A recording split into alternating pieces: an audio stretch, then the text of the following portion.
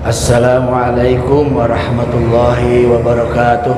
Waalaikumsalam warahmatullahi wabarakatuh. Innal hamdalillah nahmaduhu wa nasta'inuhu wa nastaghfiruh wa na'udzu billahi min shururi anfusina wa min sayyiati a'malina may yahdihillahu fahuwal muhtadi wa may yudlil falan tajida lahu waliyyan mursyida. Asyhadu an la ilaha illallah wahdahu la syarika lah wa asyhadu anna Muhammadan abduhu wa rasuluhu amma ba'd. Faqala Allah ta'ala fi kitabil karim wa huwa asdaqul qailin. A'udzu billahi minasy syaithanir rajim. Bismillahirrahmanirrahim. Wasari'u ila maghfiratin min rabbikum wa jannatin 'arduhas samawati wal ardh uiddat lil muttaqin. Shadaqallahul adzim. Allahumma alhimni rusydi wa qini syarra nafsi.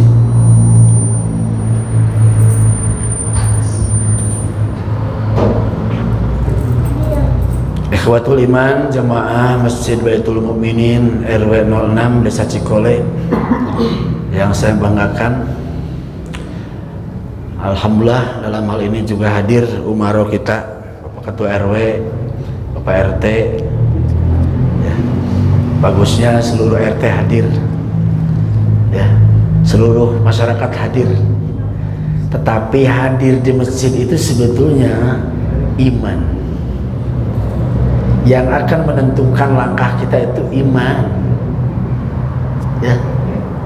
Jadi mengukur keimanan kita itu bisa dilihat apakah dia ke masjid atau tidak, apakah dia betah di masjid atau tidak ya.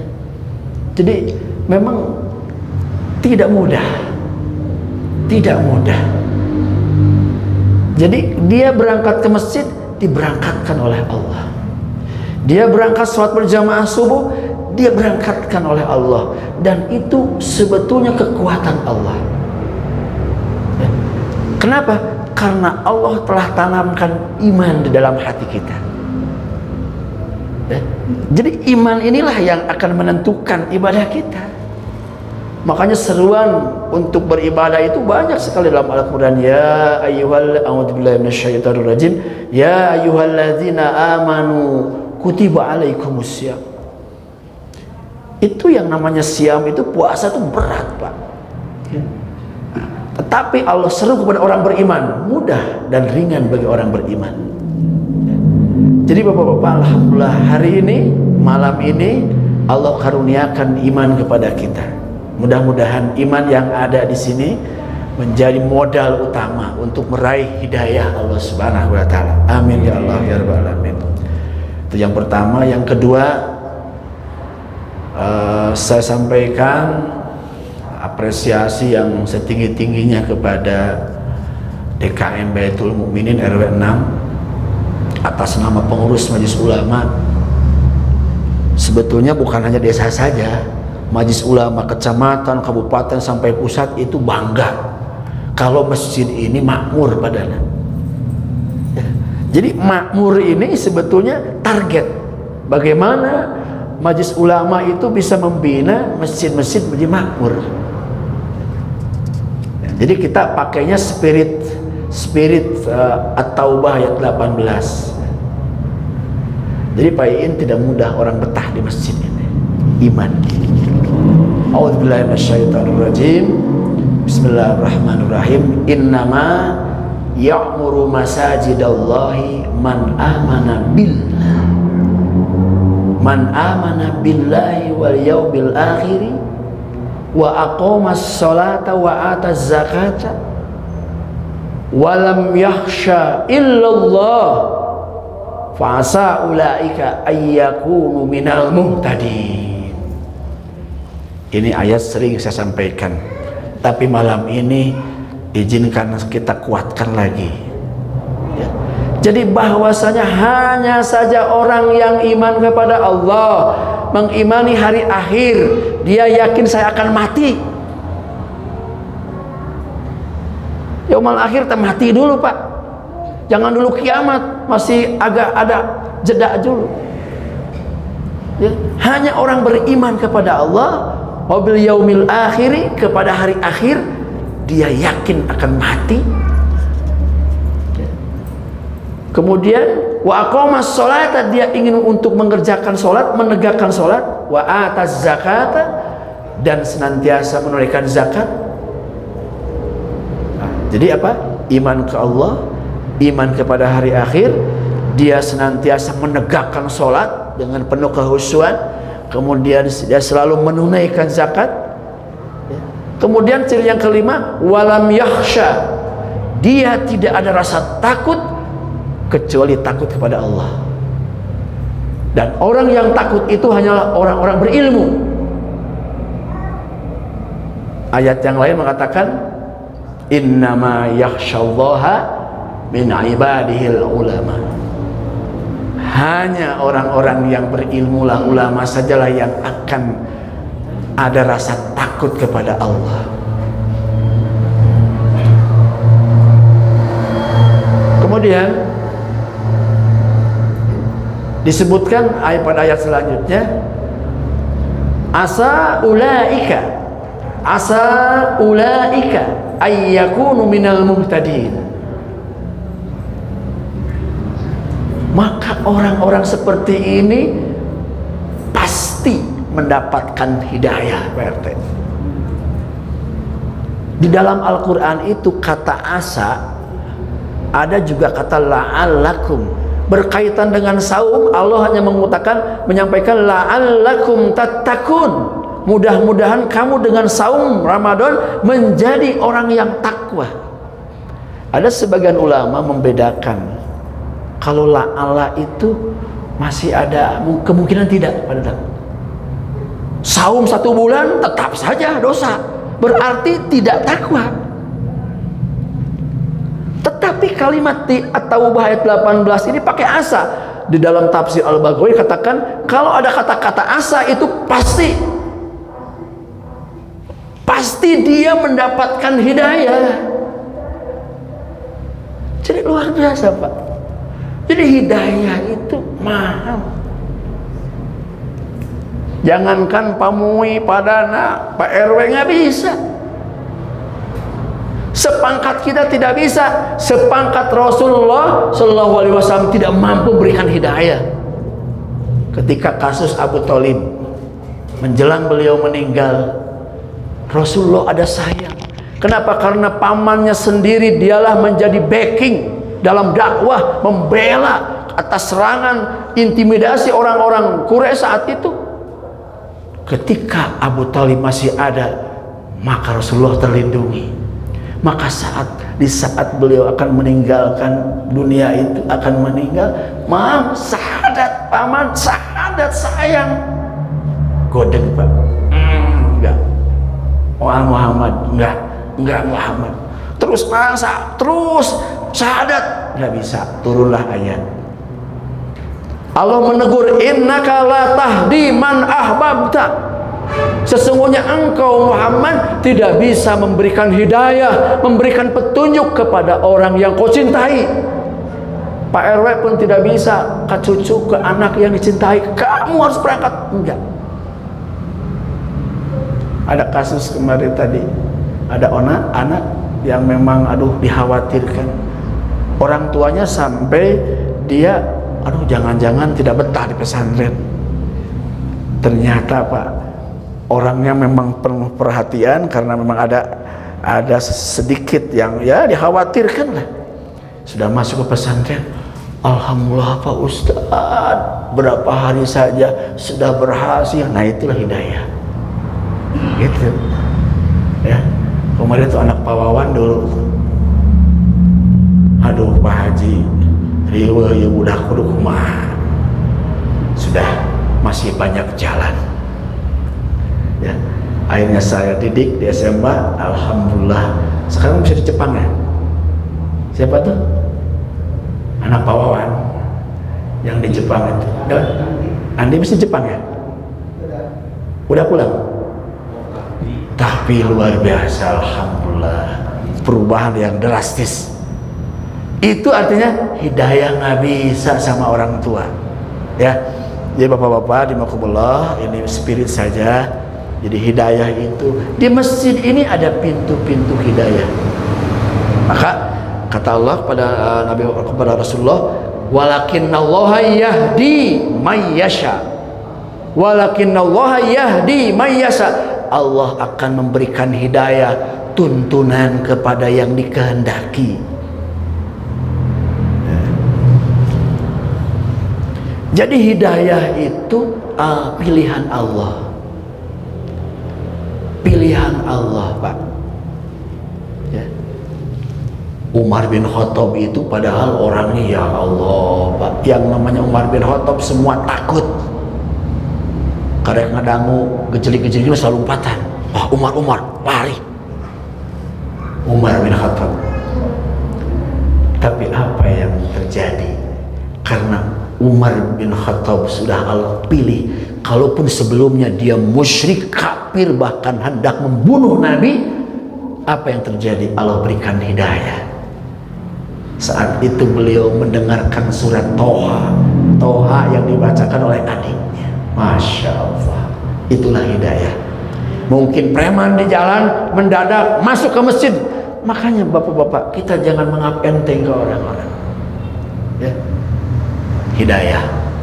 Baik, inilah yang dimaksud dengan Allah adalah hidayah pilihan. Itu pilihan, Pak. Nah, bagaimana kita kuatkan lagi di dalam surat Al-An'am? Kita akan ngaji ini sebetulnya, ya. Jadi bagaimana sebetulnya tanda orang mendapatkan hidayah? Ibu-ibu mau tahu, ya, bapak-bapak? Saya sudah dapat hidayah belum? Nah itu. Jadi berangkat ke masjid dapat hidayah. Tapi diam-diam Allah memberikan sebuah rahasia. Ternyata orang yang diberikan hidayah oleh Allah itu diberikan tanda. Nah, di dalam surat Al-An'am ayat 125, ya. Itu ada ayat yang lumayan agak panjang. A'udzubillahi minasyaitonirrajim. Famay yuridillahu ayyahdiyahu. Maka siapa yang dikehendaki oleh Allah untuk Allah memberikan hidayah. Nah, paman lagi, man itu siapa? Pilihan. Tidak semua orang Cekolek, orang Lembang tidak. Famay yuridillahu, siapa yang Allah pilih. Nah, ini. Jadi jelas orang-orang yang betah di masjid pilihan Allah, udah titik. Udah. Ya. Tadi itu fa'asa ulaika ayyakunu minal muhtadin, dia berjuang membela masjid. Ya. Ngeri, Pak, masjid. Sekarang di Cina banyak masjid yang dihancurkan. Aduh. Makanya jangan macam-macam Xi Jinping itu. Presiden Cina itu, ya, Xi Jinping. Macam-macam ke masjid, lihat. Baitullah, rumah Allah, jangan macam-macam dengan masjid. Allah yang menjaganya. Kita buktikan ketika terjadi tsunami tahun berapa, Aisyah? 2004 ya.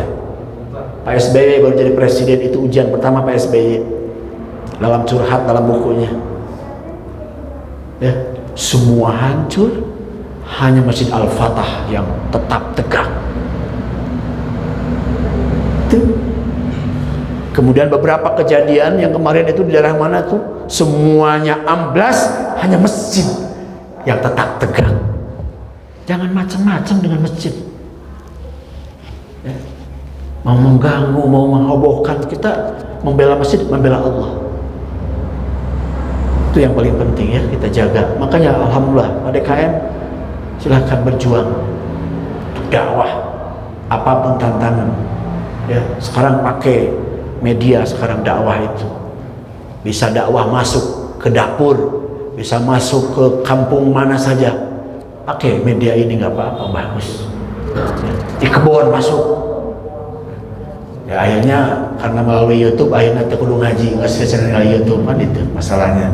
Bukan lagi qiraatul kutub, tapi qiraatul YouTube. Sekarang banyak yang qiraatul YouTube. Kalau qiraatul kutub. Tapi tidak apa-apa ya. Saya juga sering qiraatul YouTube. Oh, informasi-informasi itu luar biasa. Baik, Pak. Apa tandanya Allah memberikan hidayah? Maka kata Allah, yasrah sadrahu. Ini Bu, udah ada jawabannya ya. Apa cirinya Pak Haji? Orang yang mendapatkan hidayah bisa nggak dirasakan? Bisa. Apa? Yasrah sadrahu lil Islam. Maka Allah akan luaskan dadanya. Dada, sadrah. Menurut para ulama, di dada ini ada al-qalb, hati. Di dalam hati itu ada lagi fuad. Di dalam fuad ada lagi yang paling dalam, lub. Itu menurut ulama ahli tasawuf. Sadrah ini dada. Maka tadi dibaca oleh seorang yang sholat, alam nashrah laka sadrak. Bukankah kami Muhammad telah meluaskan dada engkau? Oke, Pak ya. Sebaliknya Bu, Pak, faman yuridi ayyuzillahu, barang siapa yang dikehendaki untuk Allah sesatkan. Maksudnya para pemuda, sebaliknya ada orang yang dikehendaki untuk Allah sesatkan, yaj'al sadrahu doikan kharja, maka Allah jadikan dadanya ini terasa sempit.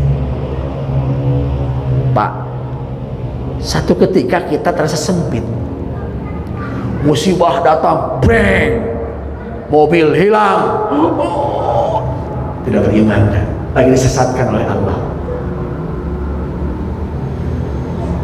Sapi hilang, ada di sebelah barat dulu, pedet, anak sapi hilang, dia langsung pingsan.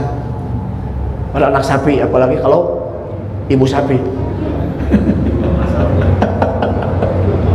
Baru anak sapi langsung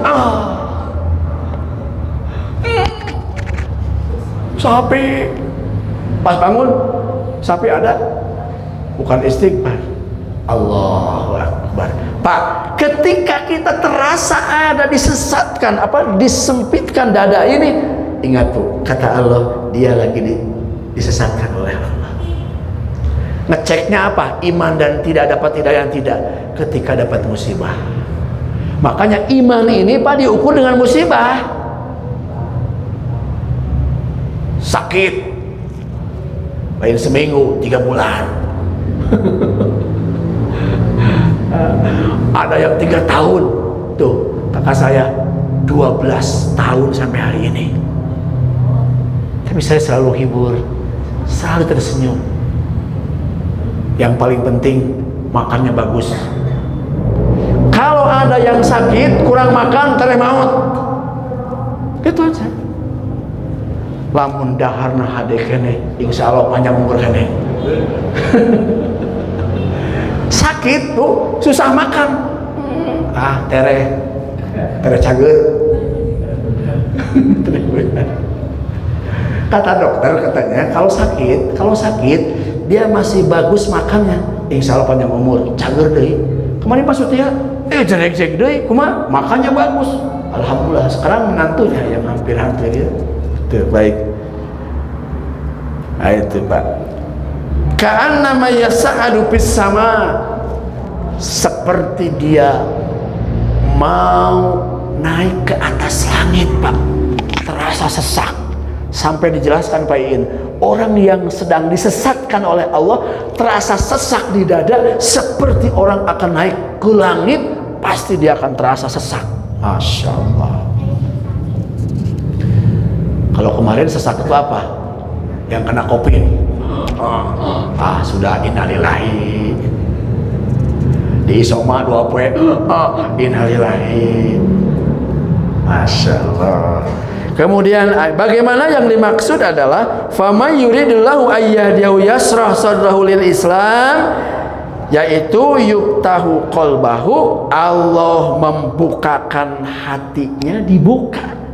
Ini bukan lagi dada, Tadi dadanya dulu dibuka, kemudian dalam tafsir katakan Allah yubtahu qalbahu, Allah membukakan yang ada di dalam dada ini, ada hatinya dibuka oleh Allah.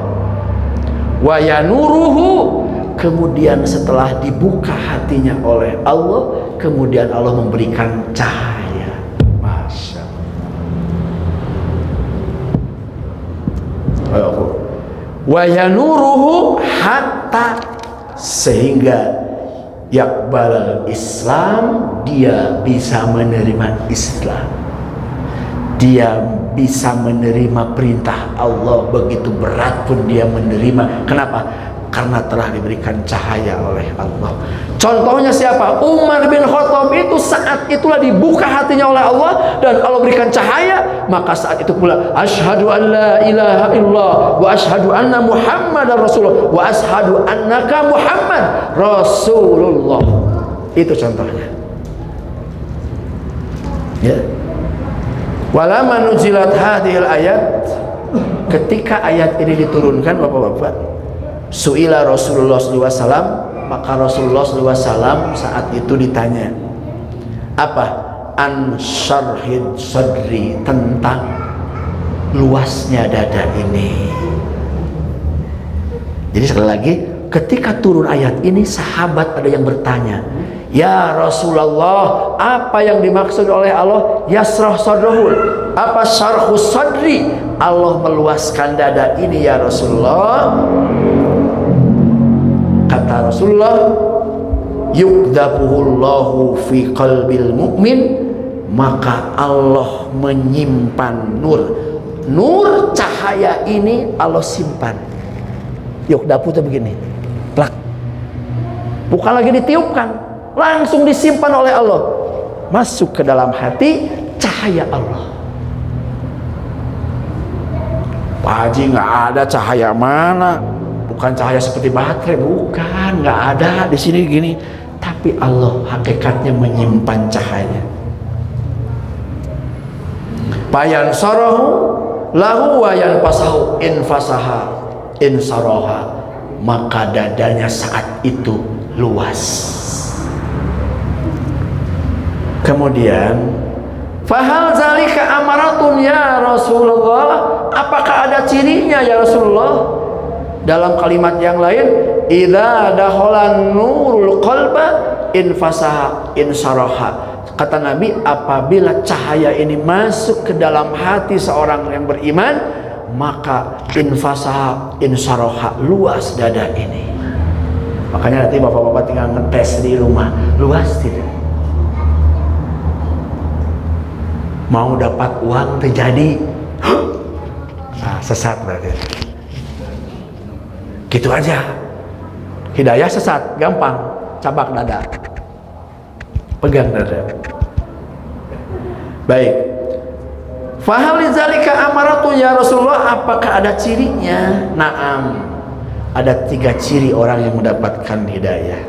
Cahaya Allah. Catat. Jadi ngaji malam ini adalah cahaya Allah. Kalau mau diberi judul nanti cahaya Allah, pasti orang mau baca.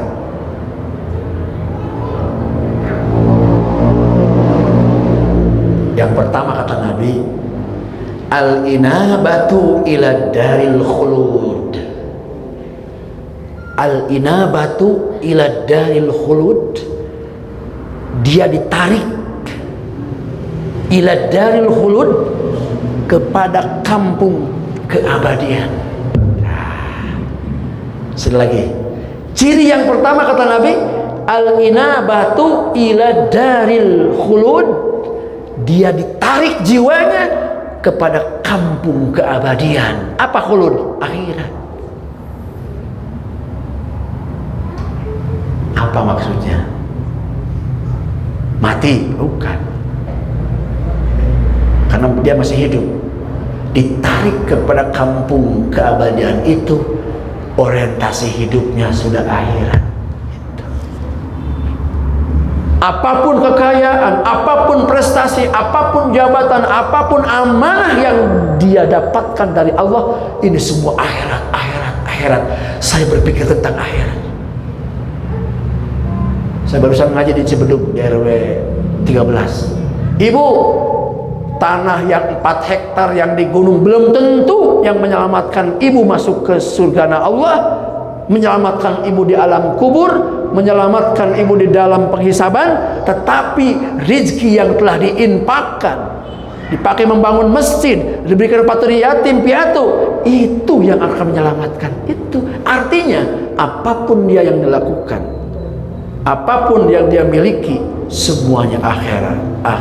Jadi pejabat untuk akhirat, dapat rezeki akhirat. Bagaimana bernilai akhirat?